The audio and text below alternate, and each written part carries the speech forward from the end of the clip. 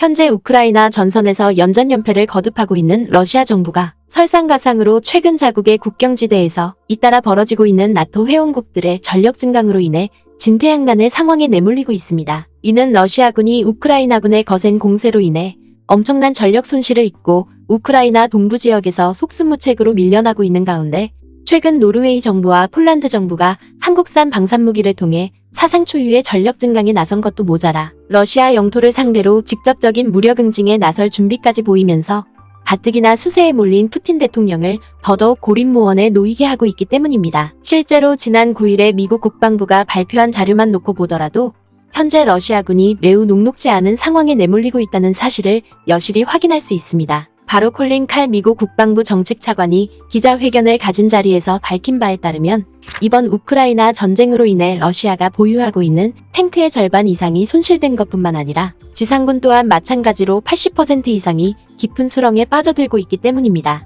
바로 러시아군이 이번 전쟁이 장기화됨에 따라 대부분의 정밀유도탄을 모두 소모했을 뿐만 아니라 탱크와 병력마저도 되돌이킬 수 없는 엄청난 손실을 입게 되면서 옛 소련이 아프가니스탄 침공에서 입었던 것보다 더 많은 수치를 겪고 있다는 것입니다. 이는 달리 말해서 시간이 지나면 지날수록 국제법을 무시한 러시아의 우크라이나 침공이 오히려 러시아의 존립 자체를 위협하는 상황으로 전개되고 있다는 것입니다. 때문에 이번 전쟁으로 인해 고전을 면치 못하고 있는 러시아 정부가 급기야 최근에 이르러서는 우크라이나 남부 도시인 헤르손에서 러시아군을 철수시키는 결정까지 내리면서 현재 러시아가 직면한 위기가 단순한 엄살에 그치지 않음을 여실히 입증해주고 있습니다. 그리고 우크라이나에서 벌어지고 있는 러시아군의 엄청난 전력 손실에 더해 급기야 러시아와 국경을 마주하고 있는 노르웨이 정부와 폴란드 정부마저도 한국산 방산무기를 통해 성동격서 전략을 기습적으로 펼치고 나서면서 궁지에 내몰린 러시아 정부를 더더욱 충격으로 내몰고 있는 상황입니다. 먼저 이와 관련해 미국의 방산 전문 매체인 더 디펜스 포스트는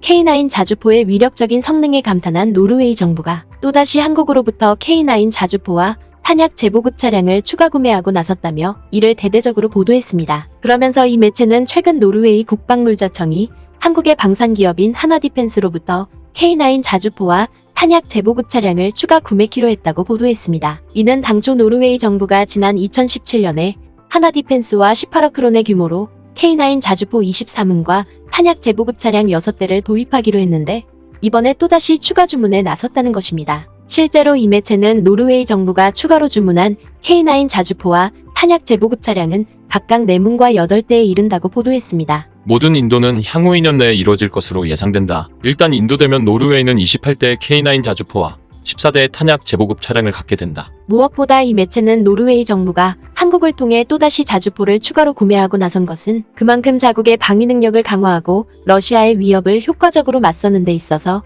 K9 자주포만한 고성능 방산무기를 찾아볼 수 없었기 때문이라고 극찬했습니다. 노르웨이군에서 이른바 비다르신으로 일컬어지고 있는 K9 자주포는 세계에서 가장 인기 있는 자주포 중 하나이다. K9 자주포는 최대 40km에 있는 목표물을 정확하게 타격할 수 있다. 또한 4호이속 기능을 갖추고 있기 때문에 여러 발을 발사한 뒤 반대 사격을 피하기 위해 즉시 다른 위치로 이동이 가능하다. 그러면서 미국의 방산 전문 매체인 더 디펜스 포스트는 K9 자주포가 노르웨이에서 신화에 나오는 신과 비견될 정도로 막강한 위상을 누리고 있는 만큼 이에 뒤질세라 세계의 많은 국가들에서도 K9 자주포를 도입하기 위해 혈안이 되어 있다고 보도했습니다. 2001년 이후로 인도와 폴란드는 물론이고 핀란드와 터키 그리고 호주와 이집트를 비롯해 에스토니아와 노르웨이 등 8개국에서 K9 자주포를 도입해왔다. 뿐만 아니라 이 매체는 노르웨이 정부가 K9 자주포에 대한 추가 도입에 그치지 않고 한국의 또 다른 방산기업인 현대로템으로부터 흑표전차 도입을 적극적으로 검토하고 있고 또한 노르웨이 육군에 편제된 제사 기계화 부대를 지원하기 위해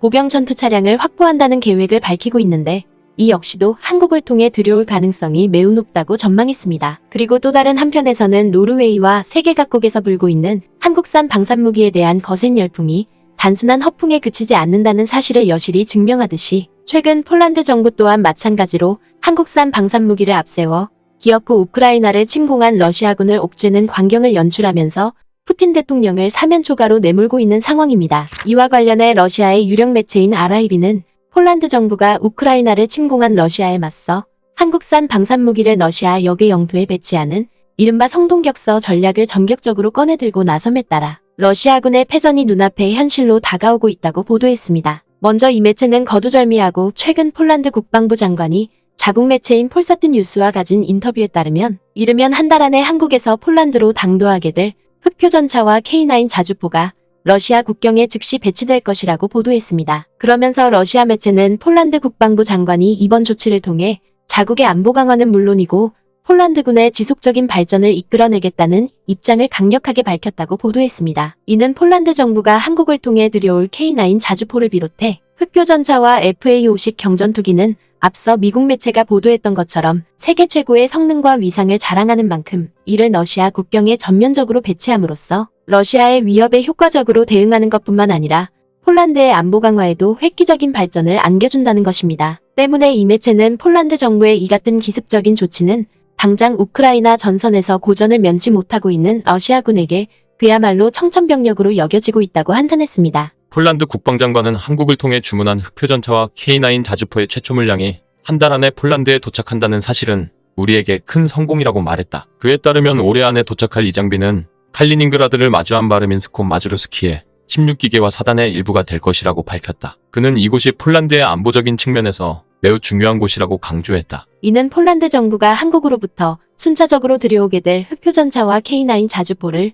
러시아의 역의 영토인 칼리닝그라드 국경지대에 집중적으로 배치함으로써 우크라이나 침공에 몰두하고 있는 러시아 정부를 상대로 심대한 혼란을 가중시키는 것과 더불어 만약이라도 있을지 모를 러시아의 위협으로부터 유비무환의 태세를 갖추겠다는 것입니다. 때문에 동원령을 발동하면서까지 병력을 최대한 끌어모은 러시아 정부가 이들을 우크라이나 전선에 대다수 배치한 상황을 놓고 봤을 때 폴란드 정부의 이 같은 조치는 그야말로 날벼락과 다름없다는 것입니다. 그도 그럴 것이 당장 폴란드 정부의 이번 조치는 우크라이나 동부전선에 배치된 러시아군이 연전연패를 거듭하고 있는 상황에서 급기야 자국의 역의 영토인 칼리닝그라드마저 지켜야 되는 설상가상의 상황이 초래되고 있기 때문에 러시아 정부로서는 진퇴양난에 내몰릴 수밖에 없다는 것입니다. 실제로 폴란드 정부가 흑표 전차와 K9 자주포를 전면적으로 배치하기로 한 바르민스코 마주르스키주는 나토 회원국인 리투아니아와 함께 러시아의 역의 영토인 칼리닝그라드를 포위하는 지리적 특성을 갖고 있다는 점에서